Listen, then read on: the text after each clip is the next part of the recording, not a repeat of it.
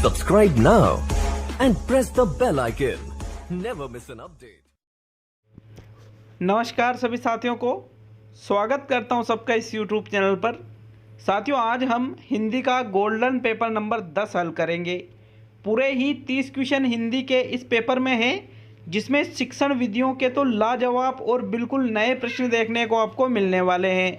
दोनों लेवल के लिए है ये, तो पूरा वीडियो देख कर के जाइएगा और अपना सही और वास्तविक आकलन इस टेस्ट के माध्यम से आप कर सकते हो। तो चलिए शुरू करते हैं। कोशिश क्या रहेगी, 25 क्वेश्चन से कम आपके सही नहीं होना चाहिए। तो चलिए पहला क्वेश्चन देखेंगे, आपके प्रश्न संख्या 1।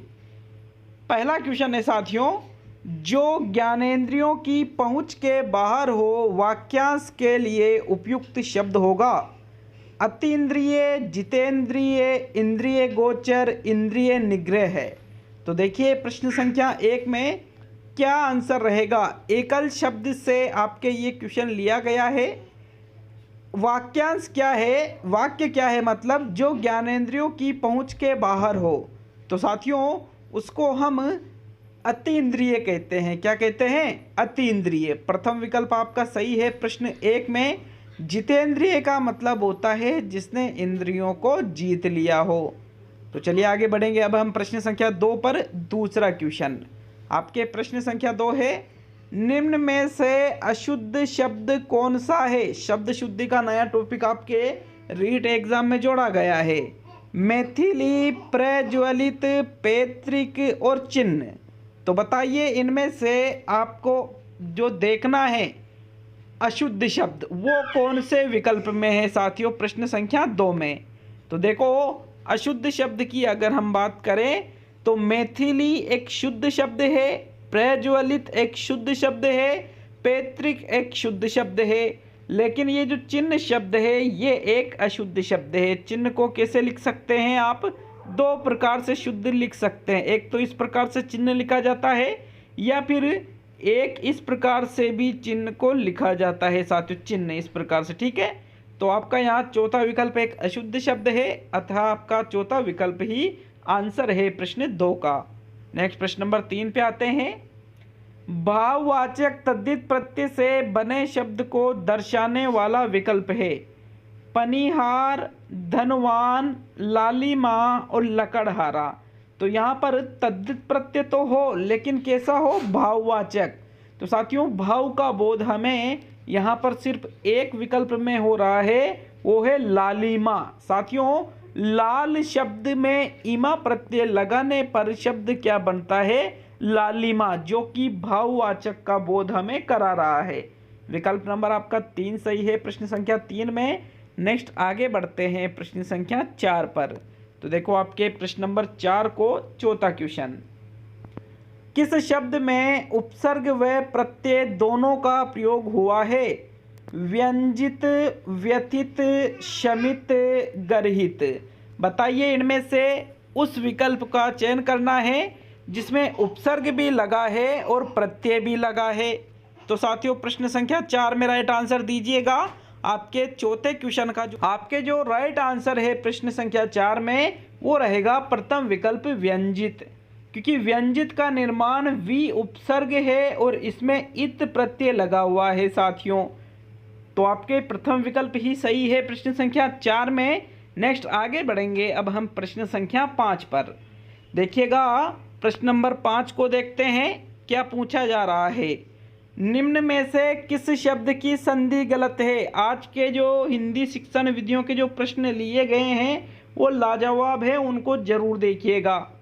सत प्लस मार्ग सदमार्ग, सत प्लस गति सदगति, सत प्लस धर्म सदधर्म, सत प्लस शास्त्र सत्शास्त्र।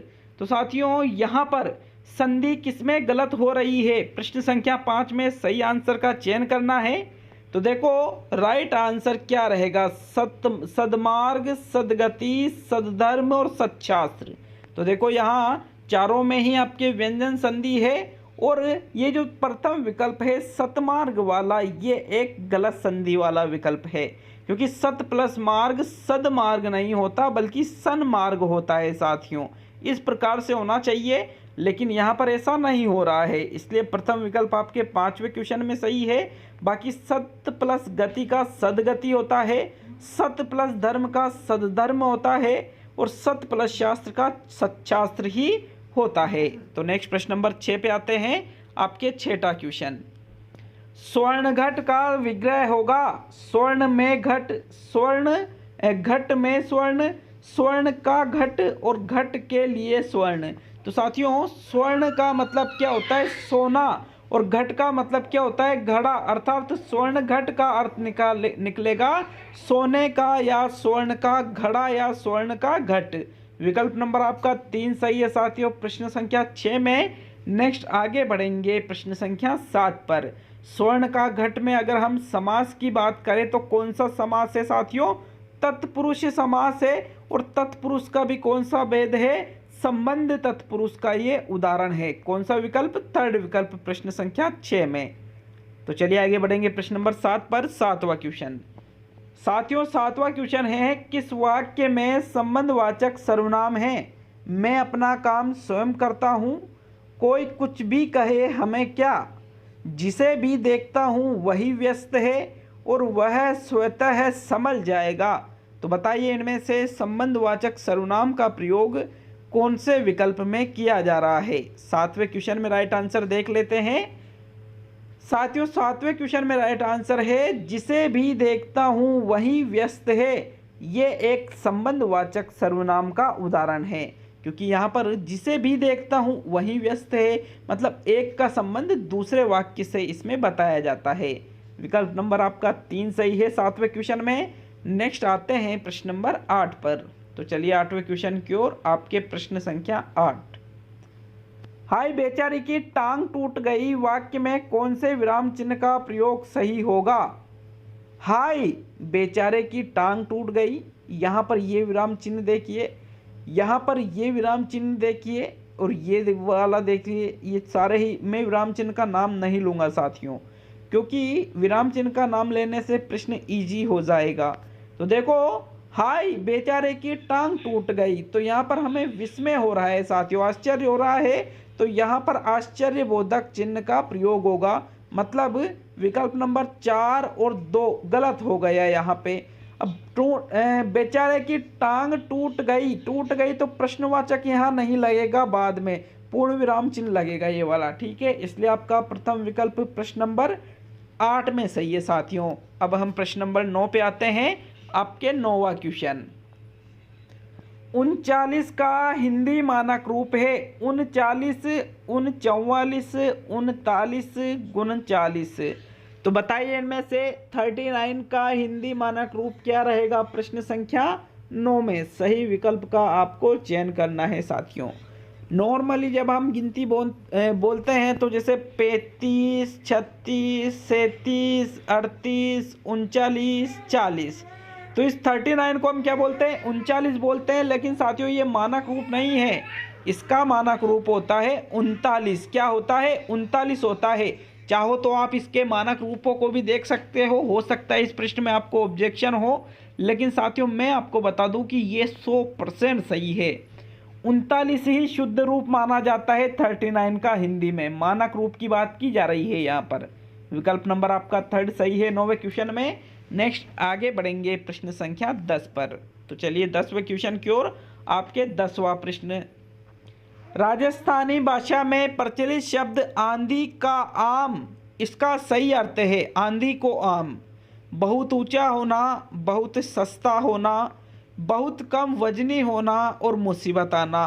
तो देखिए 10वें क्वेश्चन में राइट आंसर राजस्थानी से संबंधित है, राजस्थानी भाषाओं से संबंधित है, राजस्थानी भाषा से सॉरी। तो देखो राजस्थानी भाषा में एक शब्द चलता है आंधी को आम। आंधी को आम मतलब आंधी में ही आम का गिर जाना, मतलब थोड़े से ही मुसीबत में घबरा जाना।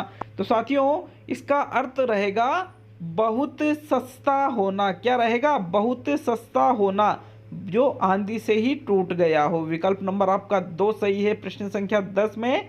नेक्स्ट आगे बढ़ेंगे प्रश्न संख्या 11 की ओर। तो चलिए प्रश्न संख्या 11 को देखते हैं, आपके 11वां क्वेश्चन।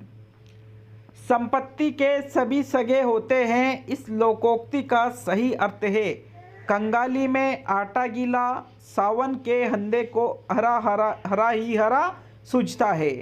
चांदी देखे चांद ना, मुँह देखे व्यवहार, बाप बड़ा न भैया सबसे बड़ा रुपया। तो बताइए इनमें से संपत्ति के सभी सगे होते हैं, इसका ये जो लोकोक्ति है इसका सही अर्थ क्या रहेगा। तो देखो संपत्ति के सभी सगे होते हैं अर्थात बाप बड़ा न भैया सबसे बड़ा रुपया, इसके लिए साथियों ये लोकोक्ति प्रसिद्ध मानी जाती है। विकल्प नंबर आपका 4 सही है 11वें क्वेश्चन में। अब हम आगे बढ़ते हैं प्रश्न संख्या 12 पर। तो चलिए 12वें क्वेश्चन की तरफ। आपके 12वां क्वेश्चन, मूर्ख व्यक्ति के लिए उपयुक्त मुहावरा है अक्ल चरने जाना, अक्ल पर पत्थर पड़ना, अक्ल का दुश्मन और इनमें से सभी। तो देखो मूर्ख व्यक्ति के लिए इनमें से उपयुक्त मुहावरा आपको कौन सा लग रहा है। साथियों 12वें क्वेश्चन में राइट आंसर आता है आपके अक्ल का दुश्मन अर्थात मूर्ख व्यक्ति जो खुद को ही नुकसान पहुंचाता है अधिकतर। विकल्प नंबर आपका 3 सही है प्रश्न संख्या 12 में। नेक्स्ट आगे बढ़ेंगे अब हम प्रश्न संख्या 13 की ओर। तो चलिए 13वें क्वेश्चन को देख लेते हैं। मिश्र वाक्य का उदाहरण नहीं है, उसने कहा कि मैं निर्दोष हूँ, जो लड़का गाता है वह आ रहा है, यह कच्चा आम है इसलिए खट्टा है, बादल खूब गरजे किंतु बरसे नहीं। तो बताइए इनमें से मिश्र वाक्य का उदाहरण कौन सा नहीं है साथियों। देखो प्रश्न संख्या 13 में जो राइट आंसर है वो रहेगा विकल्प नंबर 4, बादल खूब गरजे किंतु बरसे नहीं। किंतु से अगर कोई वाक्य जुड़े हो तो वो संयुक्त वाक्य का उदाहरण होता है। किसका उदाहरण होता है? संयुक्त वाक्य का। इसलिए आपके जो विकल्प नंबर 4 है ये मिश्र वाक्य का उदाहरण नहीं है साथियों। नेक्स्ट आगे बढ़ेंगे अब हम प्रश्न संख्या 14 पर। तो चलिए देख लेते हैं आपके प्रश्न नंबर 14 को। अप्रत्याशित शब्द के लिए सही वाक्य क्या होगा? जो कल्पना से परे हो, जो आशा के अनुरूप हो, जिसकी आशा न की जा सके और जो आशा के योग्य हो। तो प्रश्न संख्या 14 में राइट आंसर बताइए अप्रत्याशित शब्द के लिए सही वाक्य क्या होगा साथियों। तो प्रश्न संख्या 14 में राइट आंसर है जिसकी आशा न की जा सके उसको हम कहते हैं अप्रत्याशित। क्या कहा जाता है उसको? अप्रत्याशित। थर्ड विकल्प आपके 14वें क्वेश्चन में सही है साथियों। नेक्स्ट आगे बढ़ेंगे अब हम प्रश्न संख्या 15 पर। तो चलिए 15वें क्वेश्चन को देखते हैं। पशु शब्द का विशेषण क्या बनेगा? पाश्विक, पशुत्व, पशुपति और पशुता। तो देखो एक शब्द है पशु, तो ये पशु तो क्या है? एक जातिवाचक संज्ञा शब्द है साथियों। और इसका जब हम विशेषण बनाते हैं तो इसका विशेषण बनता है पशु का पाश्विक। विकल्प नंबर आपका 1 सही है प्रश्न संख्या 15 में। नेक्स्ट आगे बढ़ेंगे अब हम प्रश्न संख्या 16 पर। तो चलिए 16वें क्वेश्चन को देख लेते हैं। गुरुमुखी पद में कौन सा समास होगा? तत्पुरुष, बहुव्रीहि, द्वंद्व समास और द्विगु समास। तो प्रश्न संख्या 16 में राइट आंसर देना है। गुरुमुखी जो शब्द है इसमें कौन सा समास होगा साथियों? देखो गुरुमुखी में यहाँ पर आपके बहुव्रीहि समास है, क्योंकि गुरुमुखी क्या है? एक भाषा विशेष है। नाम सभी ने सुन रखा होगा, गुरु के मुख से कही गई क्या कहलाती है? गुरुमुखी, जो कि एक भाषा विशेष है। और यहाँ पर ये कर्मधारय समास विकल्प में ही नहीं है, तो फिर हम डेफिनेटली किसको लगाएंगे? बहुव्रीहि को ही लगाएंगे साथियों प्रश्न संख्या 16 में। चलिए आगे बढ़ेंगे अब हम प्रश्न संख्या 17 की ओर। 17वां क्वेश्चन, वृक्ष छाया में कौन सी संधि है? विसर्ग संधि, स्वर संधि, व्यंजन संधि और इनमें से कोई नहीं। तो देखो जब हम वृक्ष छाया का संधि विच्छेद करें तो इसका संधि विच्छेद होगा वृक्ष प्लस छाया बराबर शब्द बनेगा वृक्ष छाया। तो ये एक व्यंजन संधि का उदाहरण है साथियों प्रश्न संख्या 17। नेक्स्ट आगे बढ़ते हैं प्रश्न संख्या 18 की तरफ। तो चलिए 18वें क्वेश्चन को देख लेते हैं। वासुदेव शब्द में प्रत्यय है एव, आ, अ और वह।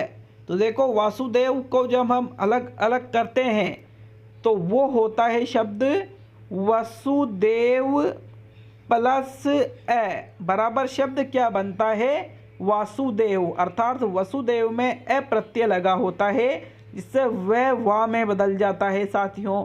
इसलिए आपका जो तीसरा विकल्प है ए वाला, यही वसुदेव शब्द में प्रत्यय लगा हुआ है।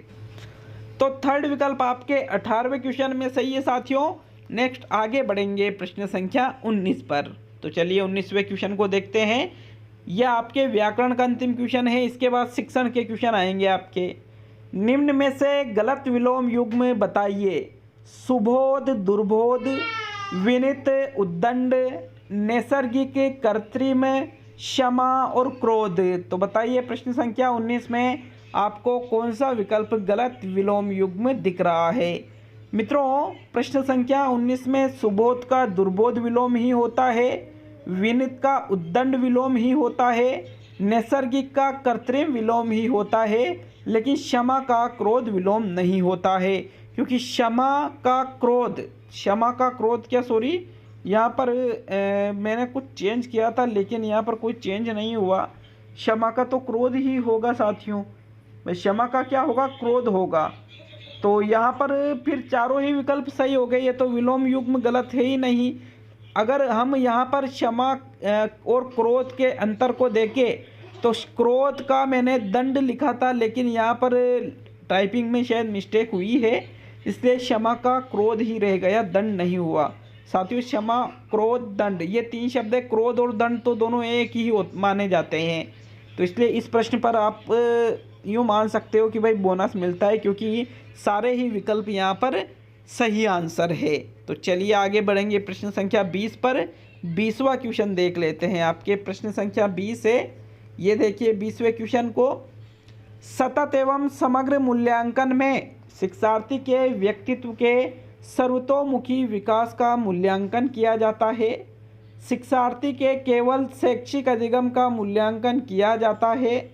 केवल छात्र की शिक्षणेतर गतिविधियों में उपलब्धियों का मूल्यांकन किया जाता है और इनमें से कोई नहीं। तो बताइए प्रश्न संख्या 20 में जो सतत एवं समग्र मूल्यांकन है, इसका सही आंसर क्या रहेगा साथियों। राइट आंसर देख लेते हैं।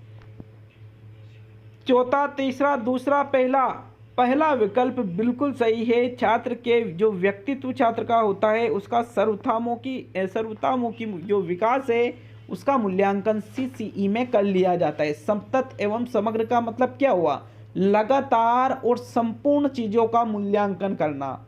तो चलिए आगे बढ़ेंगे अब हम प्रश्न संख्या 21 पर। तो मित्रों प्रश्न संख्या 21 है, निम्न में से उपलब्धि परीक्षण का निर्माण का चरण नहीं है। शैक्षणिक उद्देश्य को लिखना, छात्रों की कमियों के कारणों की जानकारी प्राप्त करना, प्रश्न निर्माण करना और समंकन योजना तैयार करना। बताइए इनमें से उपलब्धि परीक्षण निर्माण का चरण कौन सा नहीं है। 21वें क्वेश्चन में राइट आंसर देना है साथियों। देखो उपलब्धि परीक्षण या निष्पत्ति परीक्षण का जब निर्माण किया जाता है तो वहां पर समंकन योजना बनाई जाती है, प्रश्नों का निर्माण किया जाता है, शैक्षणिक उद्देश्यों को लिखा जाता है, लेकिन छात्रों की कमियों के कारणों की जानकारी इसमें प्राप्त नहीं की जाती है। क्योंकि ये चीज़ तो निदानात्मक शिक्षण में होता है, निदानात्मक परीक्षण में ये चीज़ की जाती है साथियों। इसलिए आपके विकल्प नंबर 2 सही है 21वें क्वेश्चन में। नेक्स्ट आगे बढ़ेंगे प्रश्न संख्या 22 पर। तो चलिए 22वें क्वेश्चन को देखेंगे आपके। प्रश्न संख्या 22 है, किसी परीक्षण के प्रत्येक प्रश्न का उत्तर सभी बालकों द्वारा सही किया जाता है, अतः परीक्षण में किस गुण का अभाव है। वेदता, वस्तुनिष्ठता, व्यापकता और विभेदकारिता। देखो 22वें क्वेश्चन को थोड़ा देख लीजिएगा, इंपॉर्टेंट क्वेश्चन है एग्जाम की दृष्टि से। अगर किसी परीक्षण के प्रत्येक प्रश्न का उत्तर सभी बालक सही दे रहे हैं, मतलब वो अंतर नहीं कर रहे हैं फिर वो परीक्षण, तो साथियों फिर उसमें विभेदकारिता जो गुण होता है परीक्षा का, वो गुण उपलब्ध नहीं है। विकल्प नंबर आपका 4 सही है 22वें क्वेश्चन में। नेक्स्ट आगे बढ़ते हैं प्रश्न संख्या 23 पर। तो चलिए देखते हैं प्रश्न नंबर 23 को, 23वां क्वेश्चन। लिखित परीक्षा द्वारा उचित मापन होता है? ज्ञानात्मक पक्ष का, भावात्मक पक्ष का, क्रियात्मक पक्ष का और इनमें से कोई नहीं। 23वें क्वेश्चन में राइट आंसर बताइएगा कौन सा विकल्प आपका सही है। साथियों, लिखित परीक्षा जो यूँ मान के चल सकते हो आप कि भाई आपके जो एग्ज़ाम लिया जाता है लिखित रूप से, तो उससे आपके किस पक्ष का मापन होगा? उससे हमारे ज्ञानात्मक पक्ष का मापन होता है साथियों। विकल्प नंबर आपका जो 1 है 23वें क्वेश्चन में, यही आपका सही आंसर है। चलिए आगे बढ़ेंगे प्रश्न संख्या 24 पर। तो 24वां क्वेश्चन देखते हैं। आपके प्रश्न नंबर 24 है, एपिडाइस्कोप काम में आता है चित्रों को बड़े आकार में दिखाने हेतु, चित्रों को समान आकार में दिखाने हेतु, चित्रों को छोटे आकार में दिखाने हेतु और इनमें से कोई भी कार्य संभव नहीं है। तो बताइए, एपिडाइस्कोप नाम सभी ने सुन रखा होगा, एक दृश्य सामग्री है साथियों जिसके द्वारा चित्रों को बड़े आकार में दिखाया जाता है। विकल्प नंबर आपका 1 सही है प्रश्न संख्या 24 में। नेक्स्ट आगे बढ़ेंगे प्रश्न संख्या 25 पर। तो 25वां क्वेश्चन देख लेते हैं क्या पूछा जा रहा है। प्रश्न नंबर 25 में, प्राथमिक स्तर पर नाटक शिक्षण की उपयुक्त प्रणाली कौन सी है? आदर्श नाट्य प्रणाली, व्याख्या प्रणाली, रंगमंच प्रणाली और कक्षा अभिनय प्रणाली। साथियों, प्राथमिक स्तर पर बताना है आपको नाटक शिक्षण की सबसे उपयुक्त प्रणाली इनमें से कौन सी रहेगी। तो राइट आंसर देखेंगे, राइट आंसर है आपके कक्षा अभिनय प्रणाली, विकल्प नंबर 4। साथियों, ये प्राथमिक स्तर पर नाटक शिक्षण की सबसे उपयुक्त प्रणाली मानी जाती है क्योंकि इसमें समय और धन की भी बचत होती है और छात्र अभिनय के माध्यम से अभिनय करके पात्रों का, उसमें अभिनय कला का विकास भी हो जाता है। तो आपके चौथा विकल्प सही है साथियों प्रश्न 25 में। नेक्स्ट देखते हैं प्रश्न नंबर 26 को। 26वां क्वेश्चन आपके है, मौन वाचन की गति बढ़ाने के लिए क्या करना चाहिए? ज्ञान वृद्धि में त्वरितता, अर्थग्राह्यता में त्वरितता, ज़्यादा समय पढ़ना और पढ़ने में मन लगाना। तो देखो, मौन वाचन की गति यदि आपको बढ़ाना है तो आप क्या करोगे? दिए गए विकल्पों में से सही विकल्प का चुनाव करो साथियों। राइट आंसर है आपके प्रश्न संख्या 26 में, मौन वाचन की गति बढ़ाने के लिए अर्थग्राह्यता में त्वरितता लाना पड़ेगा। अर्थग्राह्यता मतलब अर्थ ग्रहण करने में। अगर आप अर्थ ग्रहण करते जाओगे तो बिल्कुल मौन वाचन में और ज़्यादा स्पीड बढ़ जाती है साथियों। विकल्प नंबर आपका 2 सही है प्रश्न संख्या 26 में। नेक्स्ट देखेंगे अब हम प्रश्न संख्या 27 को। तो चलिए 27वें क्वेश्चन की ओर। आपके प्रश्न संख्या 27, छात्रों के शब्द भंडार में वृद्धि करने का उपाय है? शब्दकोश का उपयोग, छात्रों में स्वाध्याय की प्रवृत्ति को बढ़ाना, शिक्षक द्वारा अच्छे व नए शब्दों का प्रयोग करना और इनमें से सभी। तो देखो, यदि शब्द भंडार में आपको वृद्धि करना है, छात्रों के शब्द भंडार में आपको शब्दकोश का भी प्रयोग करना चाहिए, छात्रों में स्वाध्याय की प्रवृत्ति को भी बढ़ाना चाहिए और शिक्षक द्वारा अच्छे व नए शब्दों का प्रयोग भी करना चाहिए। तो मतलब यहाँ उक्त सभी वाला जो विकल्प है, विकल्प नंबर 4 27 में आंसर होगा। तो नेक्स्ट आते हैं हम प्रश्न संख्या 28 पर। 28वां क्वेश्चन साथियों, आगमन विधि को अन्य किस विधि के नाम से जाना जाता है? विश्लेषण विधि के नाम से, सामान्य अनुमान विधि के नाम से, उदाहरण विधि के नाम से और सत्यापित विधि के नाम से। साथियों, जो आगमन विधि है, इंडक्टिव मेथड जिसको हम कहते हैं, तो इस विधि को एक और अन्य नाम से भी जाना जाता है, उदाहरण विधि के नाम से, क्योंकि इसमें उदाहरणों के माध्यम से नियम निकाले जाते हैं, इसलिए इसको उदाहरण विधि भी कहते हैं। और इसको एक और अन्य नाम से भी जाना जाता है, प्रयोग विधि के नाम से साथियों। थर्ड विकल्प आपके 28 में सही है। अब हम प्रश्न संख्या 29 मतलब आज का सेकंड लास्ट क्वेश्चन देखते हैं। 29वां क्वेश्चन है, रचना शिक्षण का मुख्य उद्देश्य है भावों की अनुभूति, नए शब्दों का ज्ञान, भाषा में शुद्धता लाना और अभिव्यक्ति क्षमता का विकास। तो बताइए इनमें से रचना शिक्षण का मुख्य उद्देश्य क्या है? देखो, रचना शिक्षण हम भावों की अनुभूति के लिए नहीं करवाते हैं, न ही नए शब्दों के ज्ञान या भाषा में शुद्धता लाना। ये विकल्प उतने ज़्यादा इम्पोर्टेंट नहीं है साथियों, जितने की अभिव्यक्ति क्षमता का विकास करना है, क्योंकि रचना के माध्यम से बालक की अभिव्यक्ति क्षमता लिखित रूप में विकसित होती है। विकल्प नंबर आपका 4 सही है 29वें क्वेश्चन में। अब आज का अंतिम और 30वां क्वेश्चन देखेंगे, लेकिन वीडियो अच्छा लगे तो एक लाइक जरूर करके जाइएगा। आपने वीडियो को पूरा देखा है तो अच्छा लगता है तो लाइक जरूर करें, और लास्ट में कमेंट करके बताएं साथियों कितने क्वेश्चन आपके सही हुए हैं। तो चलिए देखते हैं अंतिम और 30वें क्वेश्चन को। प्रश्न संख्या 30, शिक्षण प्रक्रिया में सहायक सामग्री का महत्व है। शिक्षण प्रक्रिया को बोधगम्य बनाने में, शिक्षण प्रक्रिया को रुचिकर बनाने में, शिक्षण प्रक्रिया में सफलता लाने के लिए, और इनमें से सभी। तो जो सहायक सामग्री होती है इसका क्या महत्व है साथियों प्रश्न संख्या 30 में। देखो, सहायक सामग्री के माध्यम से शिक्षण सफल भी होता है, बिल्कुल रुचिकर होता है, बोधगम्य सभी चीजें होती है साथियों। इसलिए उपयुक्त सभी वाला जो चौथा विकल्प है प्रश्न संख्या 30 में, यही आपका सही आंसर है। तो कैसा लगा टेस्ट हमें कमेंट करके जरूर बताएं, और पूरी कोशिश है कि संडे के दिन मेगा टेस्ट आएगा आपके। तो मिलते हैं अब अगले वीडियो में। बहुत बहुत धन्यवाद सभी का।